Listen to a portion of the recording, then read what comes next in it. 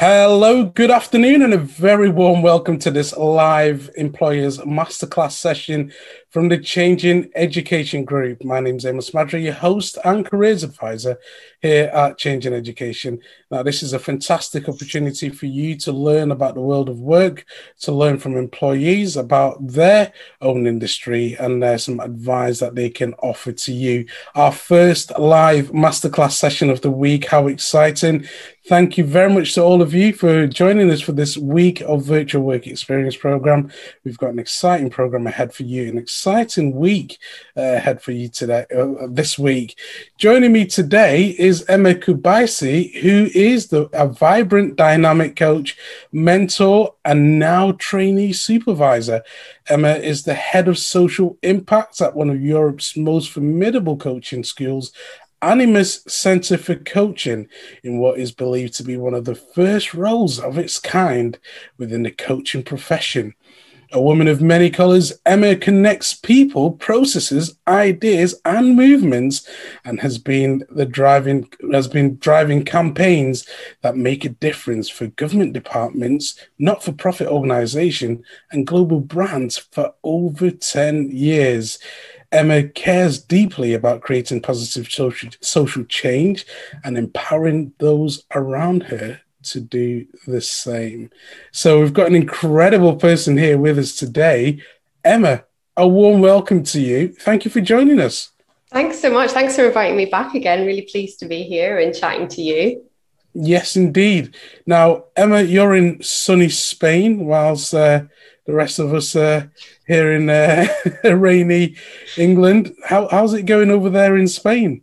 Yeah, it's great. I mean, I'm on a little island in Spain, so it is sunny, but it's humid, so it gets really hot and really rainy as well. So I'm from Scotland originally, so it's sometimes like reminds me a bit of Scotland because it does rain a lot. But yeah.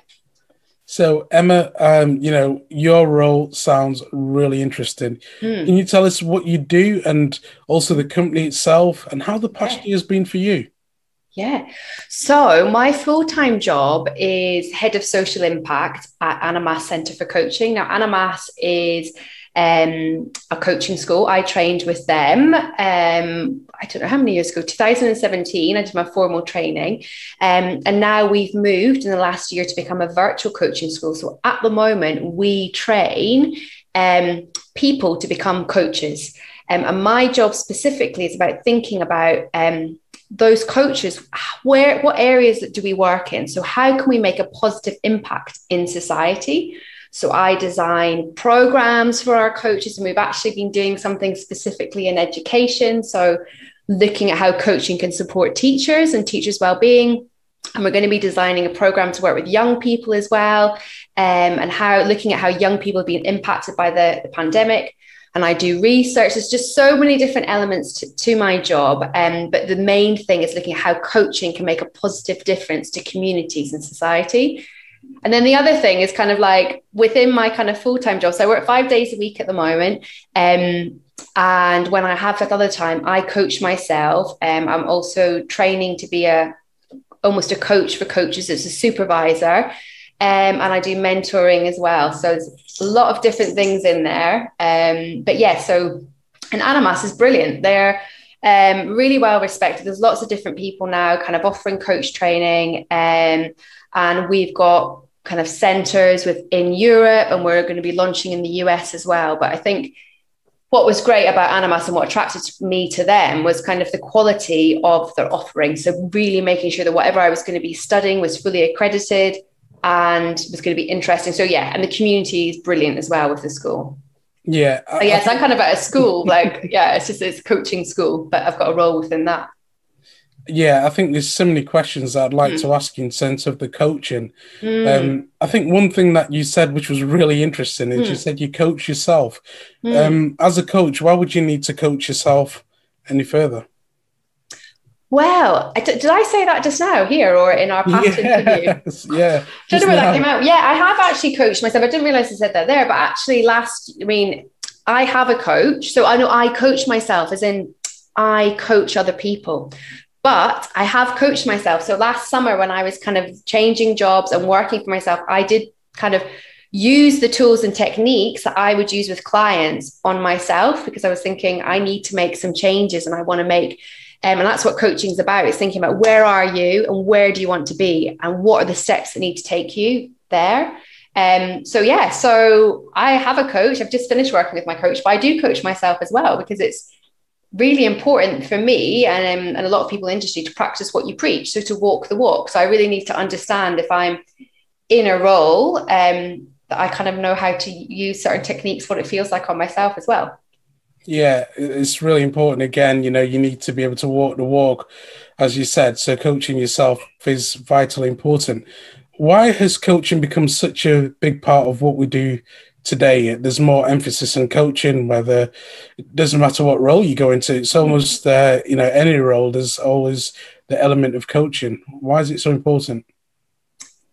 Gosh, why is it so important? I mean, there's so many different things. For me, it's about unlocking potential. So when you work with a coach, and there's different styles of coaching. The coaching that we offer at Animas is a humanistic coaching school. So really believing that you have the answers yourself to a certain degree, and that we're not going to be telling you exactly what to do. So through questions, through listening, really that person who's being coached is able to navigate where they want to go themselves. So I think it's about the opportunity to have a different perspective, and what that can bring to your life. So if people want to grow, want to develop, want to be promoted, want to do well at sport, whatever it is, this coaching can take so many different forms. But for me, it's about change and about unlocking potential.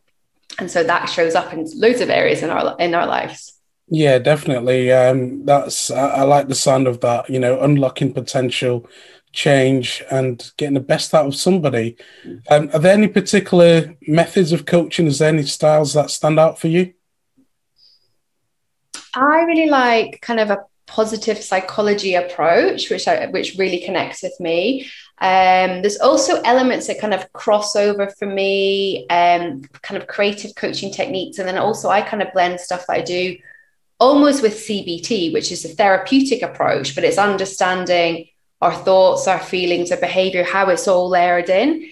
And I also like to do kind of worksheets and work through things myself. So you can have a dialogue, and just through asking questions, thinking about where that goes, how that unlocks. But I also like to kind of almost do kind of certain exercises. So whether that's, visualization, thinking about what it is, the goals are going to get. There's lots of different kind of techniques that you can use. And I think for me, actually just going through that process can make a huge difference to where I'm going to get to in something. Yeah, I think that's something that, we can all take on board and apply to our own lives, especially, when you're a student, you're coming to that time where you're preparing for, they've got through assessments at the moment, preparing for exams and preparing for further education, higher education. What techniques can you offer to our audience? How can they prepare themselves? What coaching tips, routines could they go through? Yeah, well, something we've been doing with our teachers, which is all about well-being. And I think to be able to do well in exams, you need to be fully resourced and feeling the best that you can feel. So really kind of thinking about your day, thinking about the structure of your day, when you wake up, making sure that you've got a good routine, and thinking about where you study. The other thing, I think things like the Wheel of Life is a really kind of popular kind of tool that if you're like new to coaching, it's a great way to kind of understand where you are. So what you do is you have a wheel, and it kind of goes into 8 different quadrants, and you think about what is it that makes up my life and where do I want to focus on that. So I don't know if this is going to really help young people right now when they're thinking about exams, but thinking about where they are and what they might want to do after school. And you can go through and think, okay, where are you with, what are the things that make up your life? So, friends and family, money, studying, what is it? And what do you need to, where do you rate that now? So if you're thinking about exams, you could be thinking, well, I'm a 2 out of 10. What do you think you need to do to get to a 10 out of 10 so you feel more confident in that? You kind of brainstorm and think about things, and you start mapping things out. And even just the process of putting pen to paper, or whether you're doing it on a kind of digital format in terms of thinking about well, what is it that I really want in those areas in my life? You know, where is my health sit in this is really great. And another thing I think that works well is your values. So really understanding yourself and what's important to you will be able to help you make the best decisions and navigate the best way in life. So at school, there's a lot of pressure on it to do well in exams. And obviously that's important. But if you kind of think, if you put yourself under so much pressure, you're probably not going to be able to perform to your optimum. So having a kind of bigger point of view about where this sits as you as a human being in the world, I think can make a real difference. And I didn't start doing that sort of work until much later in life, getting to know myself. I was just kind of following what people were telling me what to do and just trying to keep my head above water. So I think kind of getting to know yourself and what's important to you, you'll be able to, when you're bombarded with lots of information, be able to think, okay, well, this is right. Do I need to get panicky about this? Don't want to get panicky about anything, but, you know, starting to make those decisions yourself. Yeah. Again, great advice, you know, mapping out what you want, planning, putting pen to paper, makes it a bit clearer. So at least you know what you're working towards. You've got those clear goals, and they can, you know, be very different from personal to education to your professional and so on, and what you want to achieve. And you know, it's interesting that you said that, you know, you didn't start off thinking about maybe a career in coaching. Tell us about, you know, when you were that 16-year-old, what were you thinking and how did you get into coaching? God, 16. It feels like such a long time ago. So I think, do you know what did I want to be at 16? I think like I was quite keen on being a lawyer. Like I was quite keen on being a criminal lawyer. I think my grandmother wanted me to be a journalist. So in some ways, they're quite similar to what I've done in my career because they're about people. I was going to do like kind of criminal justice sort of stuff. It was about communication. It was about connecting with people. It's about research. So research is a big part of my role now. It's been a big part of my role up until now. So I did to do campaigns previously. And yeah, so I think that's where I did my in-person work experience. It was like at a criminal lawyers in Glasgow. And I remember going to like Barlinnie prison and speaking to different people. And it was really interesting. I think for me, it was probably, why didn't I go down that route? One, it was incredibly academic. Two, I remember thinking that's so much time to study. So it was like 5 years and you had to do 2 years. And I just thought, yeah, I wasn't ready to make that decision when it came to finishing school, thinking, oh, I want to go to university. So I kept it really broad. And I ended up studying like history and history of art because I was like, I'll just keep my options open. And I didn't really know what coaching was. It wasn't really something people talked about. The first place I worked was actually at a football club in Scotland. And I worked in the press office, the media office there. So all the coaches I knew were football coaches. You know, and I was doing community work within, you know, education and community with coaches. So I think I stumbled across coaching. I got coached first. So a lot of people that go into coaching experience coaching themselves. So one of our programs that we're running at Animas is with a charity called Yes Futures. And they focus specifically on coaching young people. So coming into schools and giving young people an experience of what coaching is. And that's usually, this is not to recruit people into coaching, but that is a lot of people that come and work and study with us at Animas have been coached themselves because you're like, wow, I was able to make a really big change in my life. What were the changes I thought about leaving Australia? I thought about moving countries, like these big decisions, because I was working with a coach that I think probably wouldn't have been able to navigate or even unlock. So with coaching, you can unlock lots of different things. You can have a block about something, a limiting belief about something, and you're not aware of it. So working with a coach can help you kind of show a different perspective that you've not thought about from yourself. So yeah, 16, I don't really think I knew what I was doing in terms of, I think I thought I had like quite a clear direction, but what I would say is with that, you can have a clear direction or not a clear direction because it's going to change. And if it doesn't change, great. And if it changes, that's fine too. So they're all these are all steps that you'll go through that will lead you somewhere that's really important. And I kind of believe that's where you're meant to be in a way. Yeah. And again, like you said, you constantly, you know, adding, pruning, developing, fine-tuning to get to that place that you want to get to eventually. Yeah.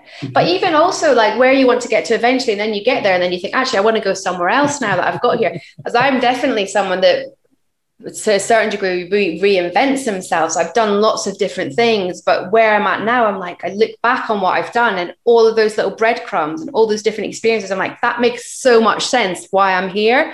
But I didn't know, like, what I thought about was less about what's the job. It's more, what do I want in my life? So I want a job where I can travel. I want a job where I've got flexibility, where I can maybe work from home, or thinking about, and that's where the value stuff comes in. I want the freedom. I want to be able to lead in certain things. So even having those rough ideas, rather than I want to be a lawyer working at this place, or I want to, be a primary school teacher here, whatever it is, there's different ways of looking at it. It doesn't need to just be by the profession. It can be, what's going to give me that lifestyle that I want, and what's going to give me that sense of happiness or adventure that I want in my life. Yeah, that's some good coaching there, Emma. What are some of the biggest challenges you faced, and how have you coached yourself through those challenges? I think the first challenges I faced was at school, definitely. Like, I went to lots of different schools. So I went to 8 schools, and I was back and forward. I lived in the Middle East. I came back to Scotland. And that was really difficult, about trying to understand who I am. I'm always the new kid. And that's possibly why in my career I've reinvented myself in a sense, because I'm like used to moving around. So I don't know. I think that just kind of played out in my life. And then also I had like, I'm neurodiverse, I'm dyslexic. So that was like a big thing for me in terms of growing up and thinking, I've got the ability to do this. I'm only able to perform doing this.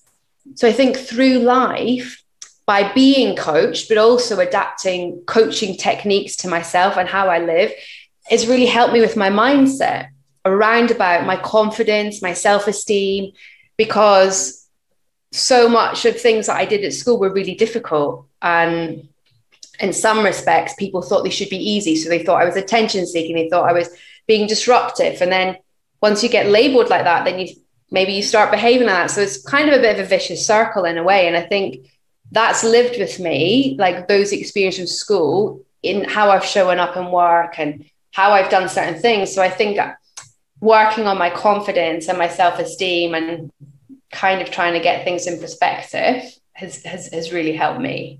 And not being all about work, which I still have to focus on, and having a balanced life. And that's where the wheel of life is really great, because if you just focus on one area in your life, at points of your life, you do need to do that. So exam time, yeah, that's going to be the hugest focus. But if that's all you focus on for the rest of your life, that might not give you as much happiness and joy, because your life's not in balance. And that's something that I've struggled with. And I think I struggled with that because when I was at school, I had to work so much harder to get the marks that all my peers were getting. So does that make sense? Yes, it certainly does. And in fact, what I would say is, through that process, you became very self-aware. You were able to see where your strengths are and work towards those. Yeah. And as a result, you fine-tuned again, as we were saying before, to get to where you wanted to get to. And you always kept on reinventing yourself, being creative. How can we be more self-aware? Is that something that can be taught? Is that something that we can develop? Yeah, I mean, something that I've absolutely loved doing. So even though I didn't really know what coaching was, I was doing psychometric and these personality tests from like I was 15 or 16. You can go like, and my grandfather used to do tests, Myers-Briggs tests, and they show you, you can take it with a pinch of salt. You don't need to but like kind of what personality traits you have, but also what you were talking about the strengths. And that's a really good thing to start getting a level of awareness about what you're good at and what are your skills, which is different from maybe what your natural strengths. Like, as I said in my last interview, I was really disorganized. And as a professional, I honed that as a skill. So that is a strength for me now. It's not naturally anything I was good at.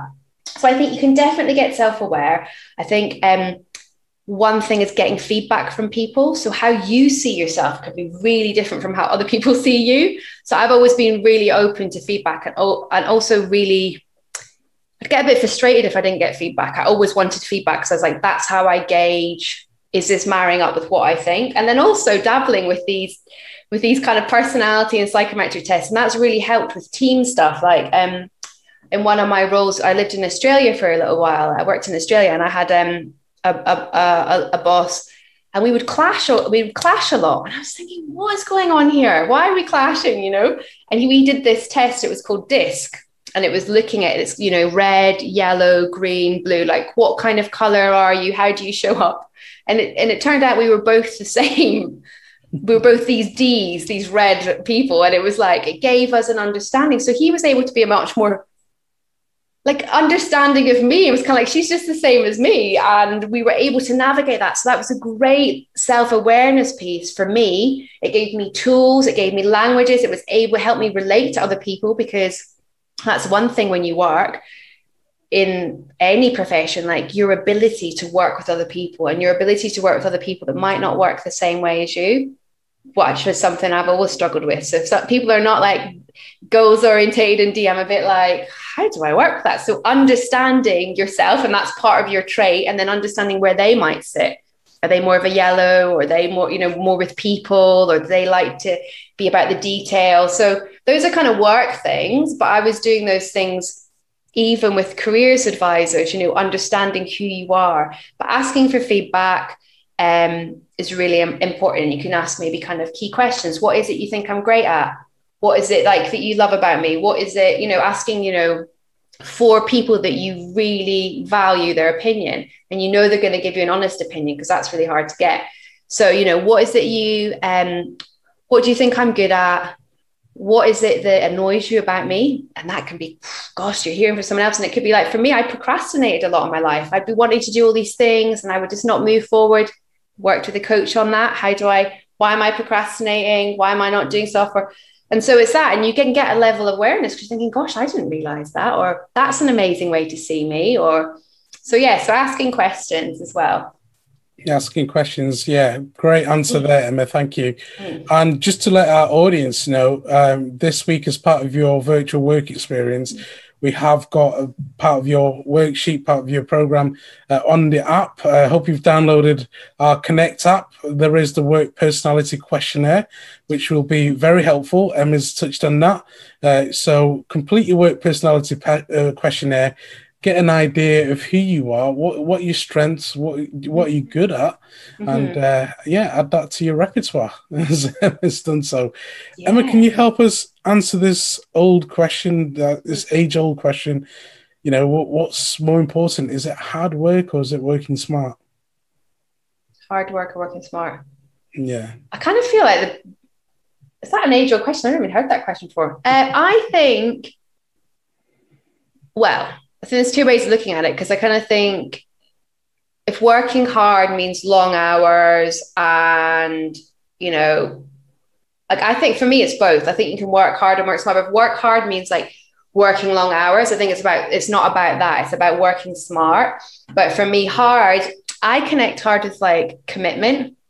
So for me, if you're really committed and you're really determined, which rightly or wrongly, I kind of connect that with hard.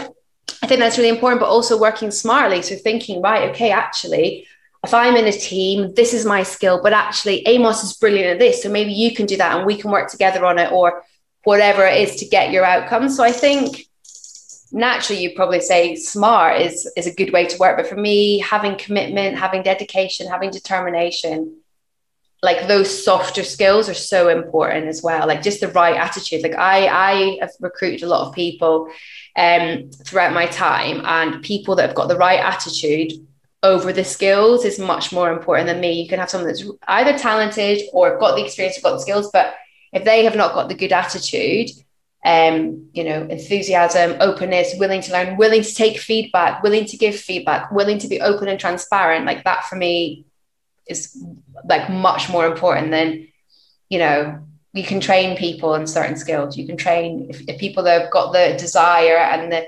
wanting to learn and wanting to be good at something, you can kind of do anything because your mindset wants to do it. And that's the most important thing.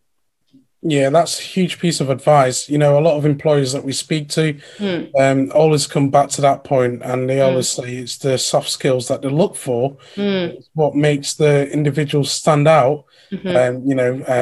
Qualifications are great, but have you got those interpersonal skills? Are you empathetic? Can you listen? Can you work with people? And exactly everything that you've just said. So it's really important that we all work on these skills. Yeah. And then I'd say, how do you show them that you've got that? So how do you show them that you're a great communicator? Like, well, how do you demonstrate it? Because the hard thing is, I always had the mindset that the hardest thing is to get the interview, because so many people applying. So it's like, you need to stand out. Like before, if you get to the interview, you've got just as good a chance pretty much as anyone to get the job, right? And if you can connect with people, think you're going to be a good fit for the organization, they like you, like likability is a factor. You've got a good chance, but it's how do you get them to notice you? So that's why I'd be saying to people as they think about where they go next, like, what is it? How do they think about their personal brand? What are they sharing on social media? What kind of, all of that's important, and a lot of different routes that you want to go in work-wise. Excellent advice. Indeed, you are a great coach. And now, what do you enjoy the most about what you do? I think the people that I work with are incredible. So I have got a leadership team who are amazing. We're all really different. It's really diverse. My community within the Animas coaching community are brilliant. They've got so many different backgrounds, so skilled. I've got a volunteer team.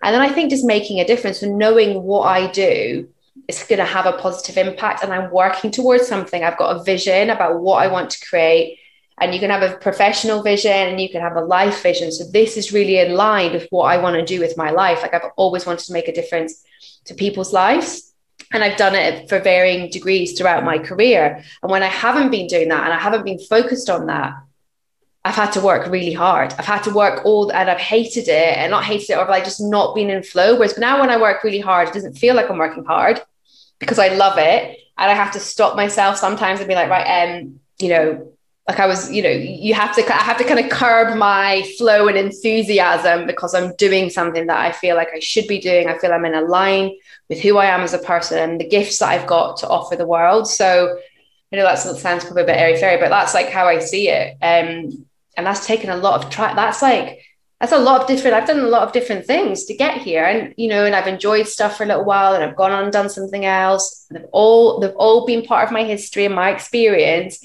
But this is the first role I've been in that I think, this is bringing all of that together. So don't be disheartened if your first few jobs you're in and you're thinking, okay, I only like one thing, or like a few things. Like I remember someone said to me, if you like 3 out of your 5 days of work, you're doing really well. And I remember thinking, that's not the life I want. I want to love every day that I'm living and breathing my job, because it's a lot of our time. So it's hard how you gauge the benchmark of success.